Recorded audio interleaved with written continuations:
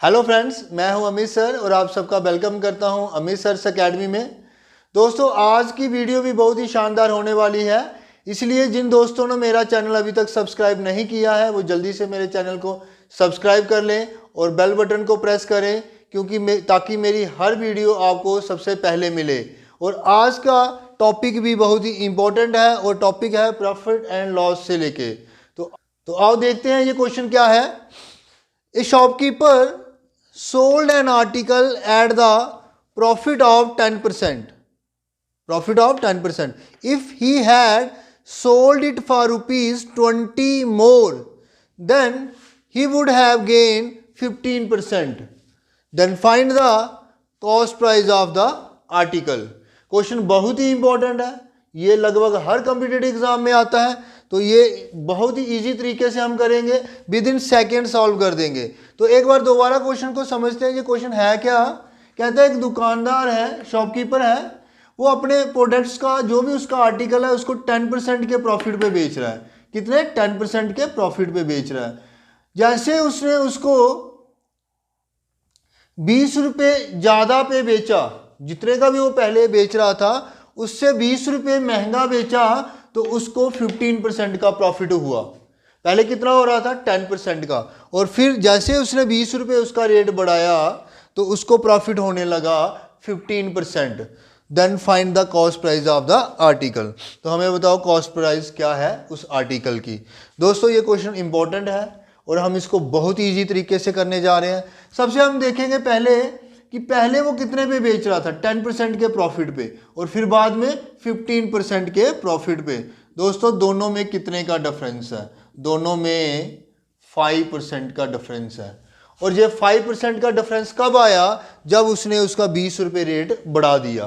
तो पहले के कितने पे बेच रहा था? 10 पे, फिर 15 पे। जैसे उसने 20 रुपये रेट बढ़ाया तो उसका प्रॉफिट 15% हो गया।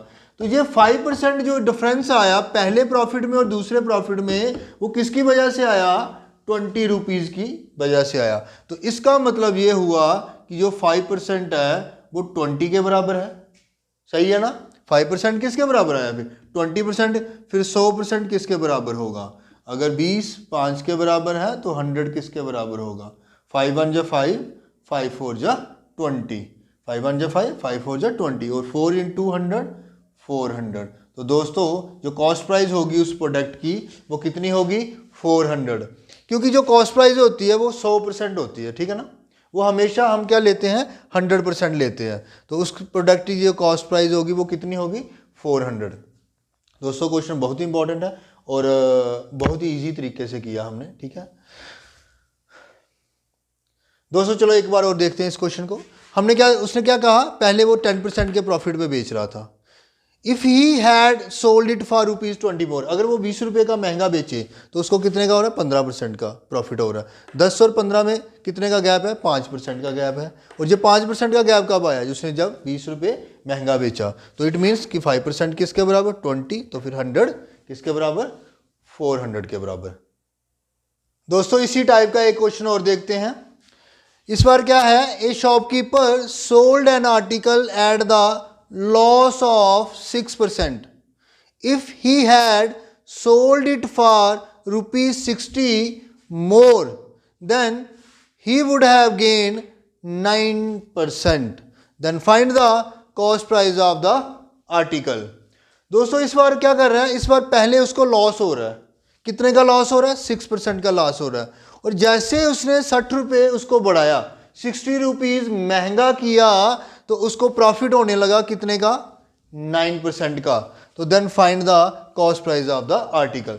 इससे वाले क्वेश्चन में क्या था? दोनों प्रॉफिट थे और हमने क्या किया था? माइनस किया था। पहले प्रॉफिट और दूसरे प्रॉफिट का हमने डिफरेंस देखा और उसको कंपेयर कर दिया जो वैल्यू रेज हुई थी, और फिर उसका 100% निकाल लिया था। लेकिन इस बार क्वेश्चन में क्या है? एक पहले लॉस हो रहा है और फिर दूसरी बार प्रॉफिट हो रहा है। तो पहले दोस्तों कितने का लॉस हो रहा था? उसको 6% का लॉस हो रहा था। और फिर जैसे उसने 60 रुपीज़ बढ़ाए तो उसको प्रॉफिट होने लगा कितने का? 9% का। फिर हम इस बार क्या करेंगे? प्लस कर लेंगे। प्लस क्यों करेंगे? क्योंकि हमें देखना होता है दोनों का डिफरेंस। पहले क्वेश्चन में भी हमने डिफरेंस देखा, दोनों में प्रॉफिट हो रहा था इसलिए माइनस कर दिया। इस बार भी डिफरेंस देख रहे हैं, लेकिन इस बार एक पहले लॉस हो रहा था और फिर क्या हो रहा था, प्रॉफिट हो रहा था। तो उनका डिफरेंस कैसे पता चलेगा, दोनों को प्लस करके, क्योंकि एक लॉस में था और एक प्रॉफिट में था, एक लॉस में था एक प्रॉफिट में था, इसीलिए उन दोनों को प्लस करके हमें पता चलेगा कि उन दोनों का डिफरेंस कितना है।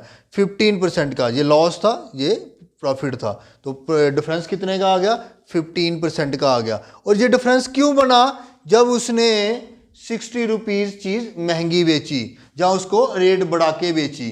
तो इसका मतलब क्या हुआ कि जो 15% है वो 60 के बराबर है।